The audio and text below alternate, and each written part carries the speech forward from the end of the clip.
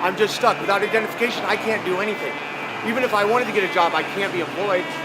And then, let's say I did go get a job. You know what would happen? There'd just be one other guy out here unemployed.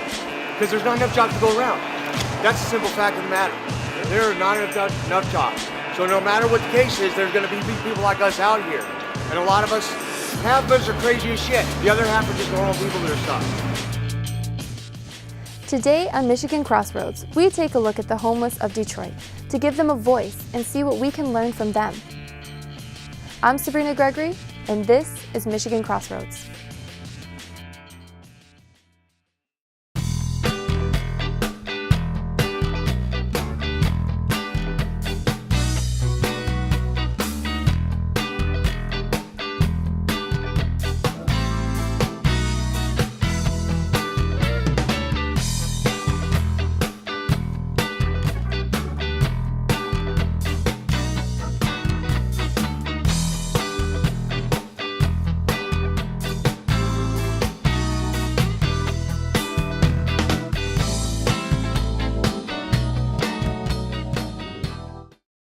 We all see them, and many of us ignore them. They might make us uncomfortable, or maybe we just feel like we're unable to help them. Videographer Dave Niffen and the Crossroads team went out to the streets to speak to homeless and to see what they would say to a camera if they had the chance. Just about everybody's one paycheck from homeless. Imagine if you had no friends, no family in the area, and all of a sudden you lost your job identification. You'd be done. I've got nobody I can turn to. I don't know anyone.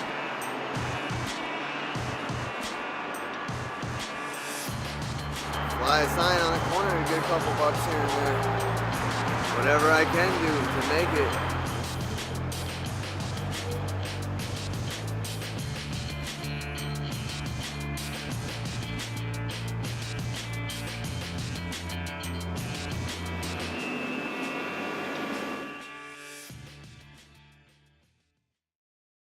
Hey, my name's Dave. I'm from the University of Michigan Dearborn. We're doing a program called Michigan Crossroads. We're just talking to interesting people, trying to find out who they are or what they would say to a camera if they had the opportunity.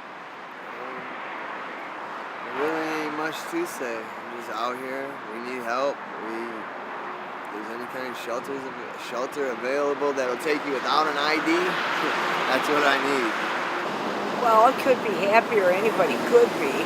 But at least, doing this, I'm able to pay for a motel room. So I'm not literally sleeping out on the streets like most of them here.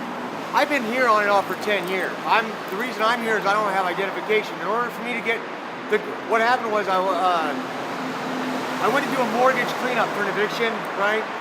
And I had two backpacks exactly the same. One had my important paperwork in it. The other one had just nonsense. I grabbed the wrong backpack. By the time I realized it was too late. Well, that day, the city came over here, the cops and the garbage workers, and threw all of our possessions out. They accidentally threw out my birth certificate, social security card, my identification. In order for me to get my birth certificate from California, I have to get a notarized document, right? In order for me to get a notarized document, I have to have identification. Sure. So it's like you don't exist. I have no means to get my identification, and I've been stuck here. Because of the news blowing up, I'm the first homeless guy in the world to accept credit cards. I started a website. I was on CNN. I was the number one thing on Facebook for 72 hours. Probably only got a couple of seconds to grab your attention, so I wanted to explain briefly what we're doing here on the website. Okay, one, we got a spot job service that's free. Let's say you want your yard mowed or garage cleaned up, whatever. You just go on the website, fill out the contact form, let us know. If I can't do it, Dale might do it. Whoever we have around that wants to work will do the work. Just let us know. I received and refunded $20,000 in donations because I have no identification to set up a bank account. My bank account went dormant because I had no way to access it because of no ID. I still had my merchant account. The money went into my merchant account, and I had to give it all back to anybody because I couldn't send it to a bank. I would not be on this corner if I had it any other way out. But the thing is about it, until the state of Michigan makes it possible for a person that ain't got no ID to get ID without putting them through a bunch of rigmarole, this is what's going to happen. I can't sign up. I can't get a Social Security card without without a state ID. I can't get a state ID without a social security card. I had a house on 6th and Van Dyke. They burned it down for scrap metal, which put me out here holding a sign. So that's the whole story right there. But until they do something about a person with no ID, or trying to send them to a homeless shelter that if you got a drug use, they're going to throw you out on the road. Half the homeless people do got a drug problem. And if they do got a heroin problem, the worst problem is you cannot get no help. 40 years off and on, you know, substance abuse, and here I am. You know, I got sick, and eventually the sickness came from using drugs. You know, over the years, I got a pacemaker. My esophagus is closed off. I lost 60 pounds. Wow. Because I can't eat nothing but liquids. So I got cellulitis in my feet now. I got a double hernia. I mean, you want more? What messed drugs? up. I'm messed Marijuana up. or No, heroin.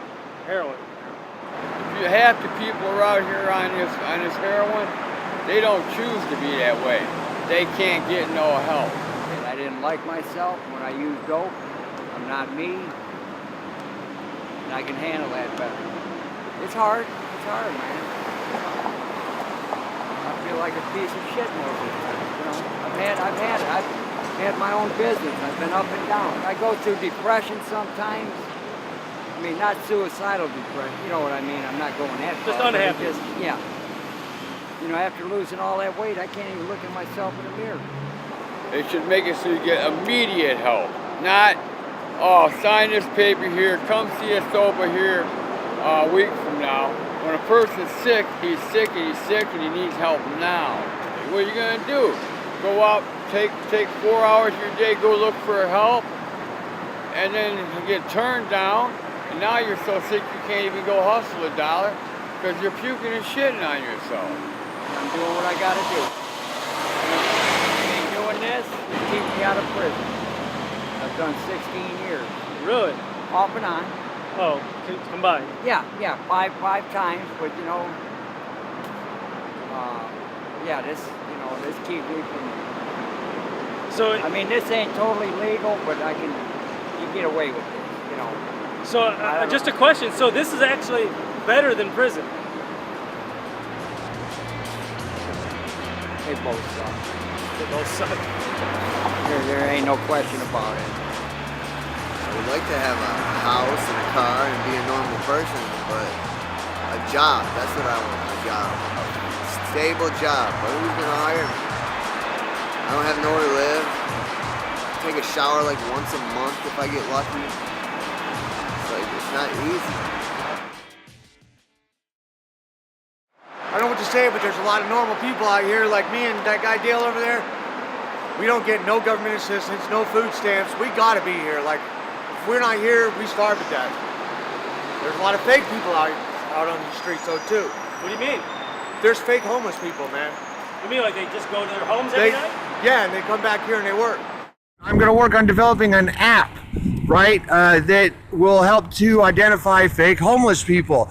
It's a little bit complicated. It's in the work because there are people, as you know, more towards the 8 and 75 area that come down from the suburbs. They have jobs, they have incomes and stuff like that, and they pretend like they're homeless. So I want to start exposing those people, and I've got an idea how to do it. So if one of you out there is an ambitious app programmer who would like to jump on board, go ahead. Like Kevin? Yeah, he lives at the hotel. He gets disability. Him and his old lady live in a hotel, get fucking $1,600 a month disability between the two of them. A little about me. Well, I'm sort of introvert. So being on camera is difficult. Yeah. Well, I mean, you know, it's a sort of like new. I would tell them that to study hard and never, ever, ever give up, and the best is yet to come. Would you mind talking with us for a few minutes? No comment. I can give you $1. Do you want to talk to us for a second? No comment. Nothing? No comment. Those two over there, they each get SSID disability, and they get a They get a total of $2,400 between a pension, SSD, and SSI. And then they're out here. Like, out of the people that are down here, only 3 of us are actually really homeless. Me, Dale, Will. How long you been out here? 4 years. Stayed with my mom. She passed away in 2012. My sister got power of attorney over all the assets and pretty much took everything. Left you high and dry. Yeah. I probably wouldn't be in this situation if I had a job at the time when my mom passed away, because then I could have got an attorney. But I didn't. So you kind of like fall into this rut and feel hopeless, huh? yeah. I have a terminal illness right now, and so I mean, the aspirations is there, but you know, I don't know. God would have to be the one to make the decision of whether they are. I mean, I've lived out a lot of it, to be honest. I still feel like I could do some more, but I don't feel pressed and driven like I used to, you know, in my younger days as I was doing it. I've got 4 daughters, 1 son, and 8 grandchildren. One of my daughters is in New York at the New York Film Academy. Wow. Yeah, she sent me a letter earlier this spring, and Martin Scorsese stood in on one of her classes. Yeah, they have guest cameo appearances by, I guess, all kinds of people. Yeah, so I envy her. I envy her. Oh, you'd have to. She has the aptitude for it. I always liked film, you know, too, but music was music was my thing. So. Well, film and music aren't that far apart. No, they're not. They're not. But I mean, like, she is gifted as an actor or orator, and musically inclined. She can sing her tail off. She's just all more full, well-rounded. You know, my grandchildren, to be honest, 6 of them I've never seen live and in person. I mean, my children, they settled down in the states that they went to university in. So none of them lives here in Michigan. Oh, none of them are even here? None of them are even So without here. the internet, it's like you don't even exist. Right, pretty much. Wow. Pretty much. Do you get to use the internet often? Yeah. Someone bought me a smartphone. Right now I got one that's turned off, but I can go and jump on Wi-Fi. Yeah. You know, absence make the heart grow fonder. You know, and I want to be able to see them and hold them before, you know, I don't know what's coming down the road. I mean, I'm told what's coming down the road, but I don't look that far ahead. I can only see no further than right now in this moment right here. So that's always worked for me. Well, I was born in California. I've lived all over the United States. I've traveled a lot for business. I've been to all 48 lower United States, every major U.S. city. I love Detroit. Detroit's a land of opportunity. It really is. But if you look at Portland and Seattle back in the 80s, they had the same thing happen. Your economy fell down because the lumber, fishing industries kind of fell through. Well, they gave the same kind of incentives they did that they have now in Detroit for business owners to come over here and start businesses. 15 years later, both Portland and Seattle became the most desirable places to live in America. They had the highest per capita income, stuff like that, and the lowest unemployment. Detroit's headed there. Detroit is the land of opportunity. In 15 years, the property values will triple or quadruple. The people that start businesses now are going to make a lot of money. But it's slow in coming. I moved here because of those opportunities. I'm a business consultant by trade. I'm just stuck. Without identification, I can't do anything. Even if I wanted to get a job, I can't be employed. Yeah, you got to And provide then, an ID. let's say I did go get a job. You know what would happen? There'd just be one other guy out here unemployed. Because there's not enough jobs to go around. That's the simple fact of the matter. There are not enough jobs. So no matter what the case is, there's going to be people like us out here.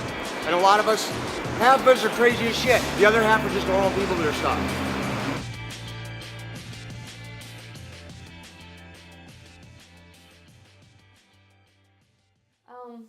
Okay, so overall, guys, what did you think about the film? Overall, I was surprised, I guess, is my biggest reaction, was surprise. I didn't think that they would talk to us as much as they did. Mm-hmm. I don't know, it was kind of like we went in with this idea to film these guys, and then we come out and it was like almost depressing. Like, man, these guys, I mean, we know they're homeless from the get, but it's like they got it rough, you know, and just it's like a miserable life out there. Yeah, I think when we first started filming, I don't know if it was just because we were talking to the people and I got to know them a little bit more or their situations, but I started to empathize more and wanted to do more for them to be like, okay, what can we do to help them? Because obviously a lot of the issues that were discussed in the documentary were things that, you know, was kind of almost out of their control. Something that where people need to step up and do something. So, where did you guys think this film was going to go? Because I know that when we first went out there, we were all kind of like, okay, guys, let's go out and film something, you know. And I didn't think it was going to go anywhere. I guess it was my idea, right? So I didn't know where it was going to go, though. But that was the point, is I think a lot of documentary is so unknown when you're starting out. And I think you don't really figure out where you're going to end up until it's over. But I just wanted to, I know the concept at least, I wanted to give a voice to people that didn't have one or don't usually have one. This public and this open, you know, they don't really have access to a camera on a daily basis. So I wanted to give them a chance to say really whatever. And I didn't think we'd even get anything as interesting as we did. Well, it started off, it was just real basic. You know, those first two, the one lady, she wouldn't even talk. She just ran away. With the other guy, he was just real basic. But then it started developing, and the more people we talked to, the deeper they got. And they kind of let us into their world, which kind of let our story grow. How do you feel about the issues that they brought up? Like, what is it, you know, and I mean, because I didn't do too much research about, like, the whole identification, but it was like, in order to get identification, you have to have identification. But what do you guys think about that? I find the whole thing kind of a catch-22. Seems like they're screwed either way. So it's like these people, they need identification, get into a homeless shelter, but they need to send the ID somewhere, right? These are homeless people. They don't have homes. Where do you send it to? And I think that's part of the big problem. It's just that they're in this loop now. You know, I'm not saying that these people they could have made some poor decisions to get where they are, but right now they're really just, it seems like they just need a break. You know, somebody to cut them some slack. What did you guys think about what I showed you in the beginning for the editing and stuff when I first edited it, and what did you guys think about it? I thought it was visceral. I liked it. I like how aggressive and in your face it is. It's it's you know, relentless, to the point. Okay, what'd you think? It was cool, and especially, you know, that we do have the mic in there, and you can, you know, sometimes see random things going on. It proves that this wasn't a stage thing. This wasn't in a set. This was real life. We just took a camera out to real life, and that's what we got. That was probably the thing I was most surprised to be pleased by. You know, like the filmmaker in me is like, oh, Mike's in the shot, you know, and it's ugly. But it really, really worked, I thought. How do you think a lot of the people handled us just kind of going up with them or going up to them with a microphone and a camera and just asking them? Well, that we know because we were there. It was a challenge. Some people were really intimidated. Some people were angry. The one guy was angry. I mean, and the fact that we coaxed him into talking to us, I mean, shows that, you know, we kind of cared about what we were doing as opposed to just going out there and forcing ourselves into these people's homes, into their world, that we were, you know, trying to make some good, positive out of it. And I think they realized that. Perhaps when we started asking questions that nobody really ever asked them this stuff. Nobody ever asked for their opinion or their voice. So even though they might feel sort of uncomfortable at first, talking, I mean, you had a couple of those that didn't want to talk to you at all. But after, you know, they started talking, I think they realized they wanted to talk. They had something to say. Yeah, definitely. Well, the one guy, you know, and you could see the tracks on his arm. Like, he had literally probably shot up heroin, you know, within, I don't know, days of us talking to him, because the marks were there. And here he's showing us his neighborhood as if, you know, he was welcoming us to the neighborhood. You know, showed us a house where, you know, bad things had occurred. And you know, I thought that was kind of interesting because he was talking about, you know, like with homeless people having like this drug issue, and then he himself is kind of like shooting up, and I don't know if it was just like maybe like a cry for help. He's like saying like, hey, I can't do this by myself. Like, I'm gonna need some help. But I found that to be really, really interesting, especially after you had told me, because I didn't see the tracks on his arm or anything like that. Yeah. I think a couple people seemed to be crying for help too, in a way. Like the one, what was his name? Dale. Dale, yeah. I think his name was. He seemed like I think he said straight up, "I have a problem. I need help."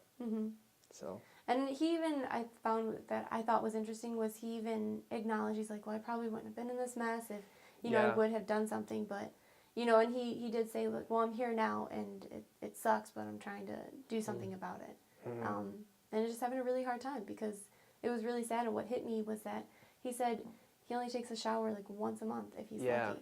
And to me, that kind of like, that was shocking. I'm like, It's little things that we all take for granted. you know? Yeah. We'll leave the shower just running and not even care. Be like, oh, I was brushing my teeth or whatever. But Guilty. yeah. How do you guys feel about Honest Abe? He's definitely the most, I think, hands down, the most interesting person we talked to. He was a character, obviously, and when you're standing there talking to him, part of you wants to like reject everything he's saying. Like this guy is so full of it. You would think he's crazy, kind of, you know, like. Well, is you this tell real? you that I was on CNN, I was on Time Magazine. It's like you're living on the street. Really? Are you making this up? Right. And then we go and we look him up on Google, and he verify everything. He's real, you know. Yeah.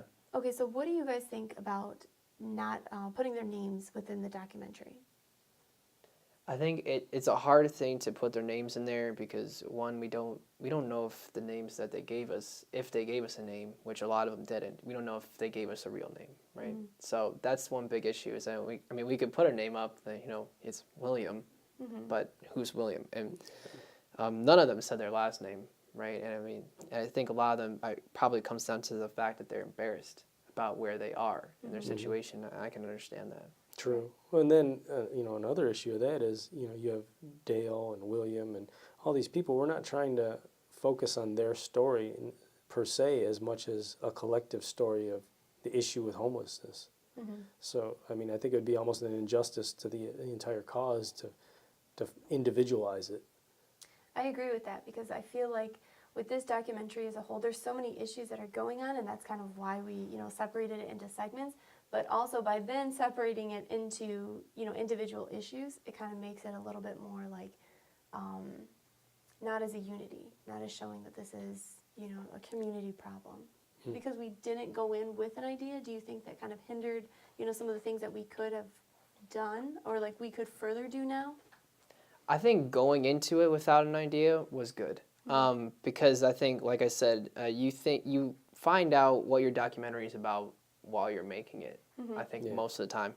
And so I like that. I like the unknown. I like, you know, finding the unknown, seeing what happens. But going forward, if we are to go forward from this, I think, or what could have made it stronger, I think we could have talked to some homeless shelters because I think we start to sort of give homeless shelters or maybe the state of Michigan a bad rap.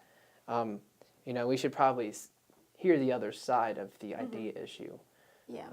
I think that would definitely enhance this piece. That's for sure. And, you know, besides just talking to more and more homeless people, we could have kind of profiled them to where we seen a little bit more of their life than just, you know, the 5 minutes we spent with them. You know, maybe like follow up back on them or see what they do later that night. Well, awesome. I'm glad we got together, kind of discussed this. Thank you. Out of all the homeless in Detroit, over 2,000 are chronically homeless. Under the 2015 definition, a person is considered chronically homeless if he or she has been homeless 4 or more times in the past 3 years, or has been homeless for 1 year continuously and has been diagnosed with a disability. The Detroit Continuum of Care received over $26 million to fund projects serving people experiencing homelessness. The funds will be utilized over the course of 2015 and 2016 in hopes to help transition homeless people into a housing program and help solve a community problem. Thank you for watching another episode of Michigan Crossroads, where we share our take on an array of topics located in Michigan. I'm your host, Sabrina Gregory. We'll see you next time.